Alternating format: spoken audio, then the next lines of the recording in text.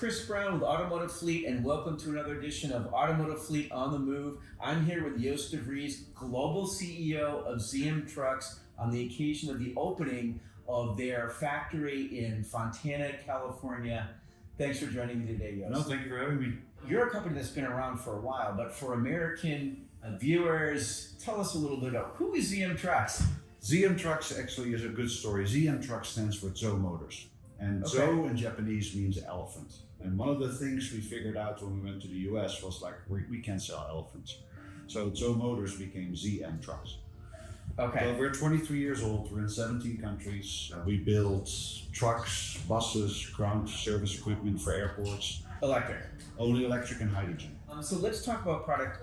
The ZM8 is the product that our readers at Automotive Fleet would be interested in. Tell us a little bit about that. What is the market for the ZM8? And really talk about the differentiator of your truck compared to other electric vehicles out there. I think the biggest differentiator is it is a platform that is relatively light. For an electric vehicle, we've packaged it so that the batteries are always in the frame. Everything else is outboard.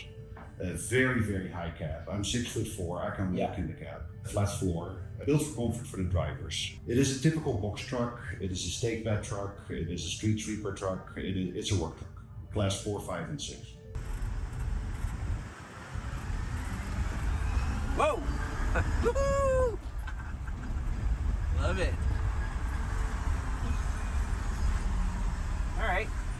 All right, let's check out this turning radius here. It's like a tight.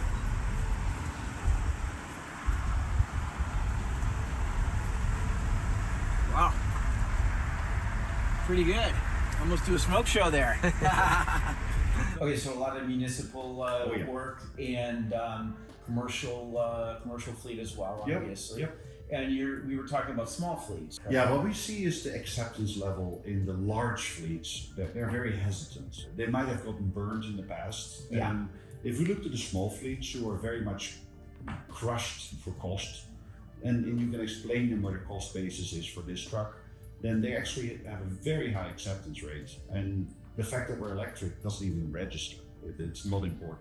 Sure. Well, let me ask you about cost, because I mean, sure, you can make up a lot of that cost in TCO moving in through the life cycle of the vehicle, but a lot of times that capitalized cost right up front is quite a lot. I mean, how are you going to present that to a small? A few ways. I mean, we are going into markets where there's still some government assistance, like New York, New Jersey, California. Other states still have programs that help that upfront cap cost.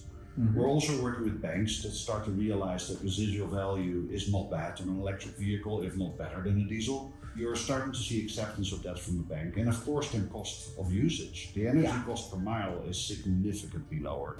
Your maintenance is lower, your tire wear is higher. And you need to be honest about that too. But if you look at the full picture, customers easily can understand this saves them money. Okay, let's talk about something that's obviously very important for fleets. It's sales and service. How are you approaching that side of the market? First of all, we allow our trucks to be connected 24/7. That means every fleet, whether you're a small fleet, medium-sized fleet, big fleet, you will see your truck where it is and what it has for issues. So there's no surprises. It's all connected all the time. So your service partner that will be with you, they will have a list of what is wrong with what truck every morning, and they can see. Same goes for us. In the headquarters, we monitor what's going on with all our trucks around the world. Okay. I mean, are you going to have a national sales footprint? Yes. And then a servicing footprint, like a partnership type thing? We do partnerships, but we also have what we call authorized service providers who are not selling, but they're very familiar with EVs. And we train them, we have the special tools there, and we have consigned parts there. You're a seasoned OEM, right? But for a lot of fleets that are coming into this, they know the market and they're a little wary. They're a little wary of third-party OEMs. What do you say to them with that? Be wary. I mean, I agree with that. There have been too many bad examples set in the industry in the last 5-10 years in the US specifically. Mm-hmm. But look a little bit more global. There are partners that you don't know about that have been in the market for decades. Mm-hmm. And that now are coming to the US. Don't be afraid of everybody, but be skeptical. I highly recommend to be skeptical. Okay, but trust in you particularly. It's your 23-year track history. And I mean, we have a lot of trucks on the road.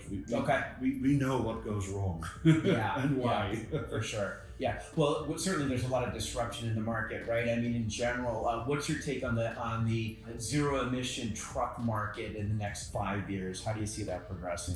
Federally, the push is gone, if not brakes on. Yeah. State level wise, I think there's still some push. Market will grow. I think once customers understand how total cost of ownership works, they will make a switch. You see a deceleration on the absorption in cars, but you still see the commercial vehicles increasing their absorption of electric vehicles right now. Sure. Okay. Last question. When can we buy the ZM8? Today. Okay. Easy answer. Very easy answer. Okay. Well, Joost, thank you so much for joining me today. Thank you. All right. Cool. Yep.